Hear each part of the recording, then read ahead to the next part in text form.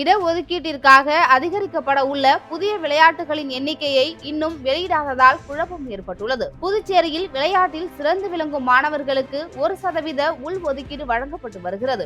இதன் மூலம் ஆண்டுதோறும் கணிசமாக மாணவர்கள் பயனடைந்து வருகின்றனர். இதற்காக புதுச்சேரியில் விளையாடக்கூடிய 40 வகையான விளையாட்டுகள் அடையாளம் காணப்பட்டு கடந்த 2018ஆம் ஆண்டு அரசாணை வெளியிடப்பட்டது. ஏற்கனவே புதிய விளையாட்டுகளையும் சேர்த்து இடஒதுக்கீடு அளிக்க வேண்டும் என நீண்ட காலமாக வலியுறுத்தப்பட்டு வருகிறது. இதற்கிடையில் மத்திய இளைஞர் நலம் விளையாட்டு அமைச்சகத்தினை பின்பற்றி காலத்திற்கு ஏற்ப இடஒதுக்கீடு அளிக்கப்படும் விளையாட்டுகளின் எண்ணிக்கையை அதிகரிக்க புதுச்சேரி அரசு முடிவு செய்த கோப்புகளை அனுப்பியது.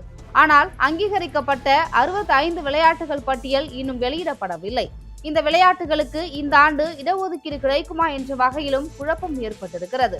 அதாவது எந்தெந்த விளையாட்டுகள் புதிதாக அங்கீகரிக்கப்பட உள்ளன என விளையாட்டுத்துறையும் உயர்கல்வித்துறையும் வெளியிடாமல் மௌனம் காத்து வருவதால் மாணவர்களிடையே குழப்பம் ஏற்பட்டுள்ளது. எனவே அங்கீகரிக்கப்பட உள்ள புதிய விளையாட்டுகளின் பட்டியலை விரைவாக வெளியிட வேண்டும் எனவும் அந்த விளையாட்டு மாணவர்கள் சான்றிதழ்கள் தயார் செய்ய போதிய அவகாசம் அளிக்க கவர்னர், முதல்வர் நடவடிக்கை எடுக்க வேண்டும் எனவும் கோரப்பட்டுள்ளது.